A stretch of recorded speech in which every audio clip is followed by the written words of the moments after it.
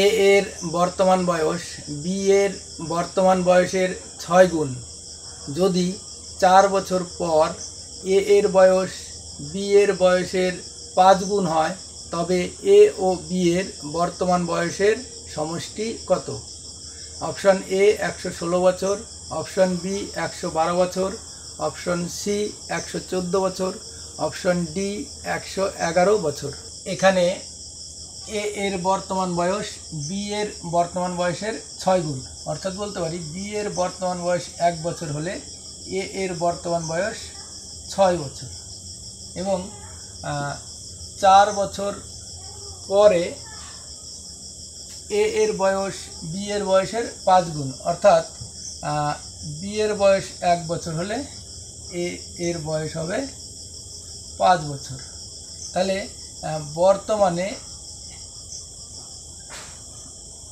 এ ও B এর বয়সের পার্থক্য কত? 5 বছর, এবং 4 বছর পরে এ ও বি এর বয়সের পার্থক্য হবে 4 বছর। এই যে 5 মাইনাস 1, তাহলে 4, আর এটা 6 মাইনাস 1 মানে 5।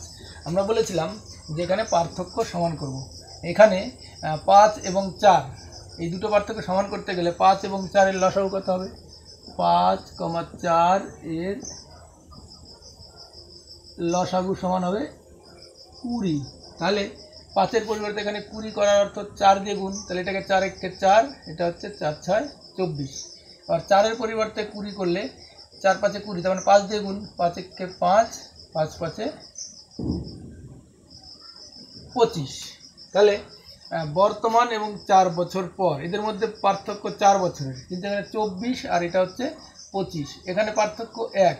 তাহলে 1 থেকে যদি 4-এ যাই, তাহলে সবাইকে যেন 4 দিয়ে গুণ করব। তাহলে 4 24 96, 4 20 80, 4 4 16, আর এটা 4 25 100, 4 20 80, 4 5 20। তাহলে এই বরাবর সারি বরাবর বয়সের পার্থক্য হয়ে গেছে 80, এখানেও 80।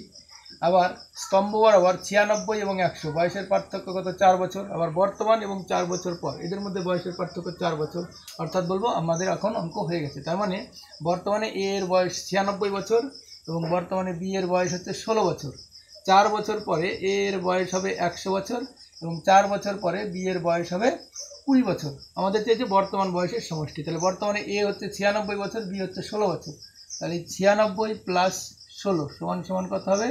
16 আর 96 যোগ করলে 6 আর 6 12, 2 হাতে আমার 1, 9 10 11, তার মানে 112 বছর। অর্থাৎ বলবো যে এ ও বি এর বর্তমান বয়সের সমষ্টি 112 বছর, বা বলবো এখানে অপশন বি হবে আমাদের সঠিক উত্তর।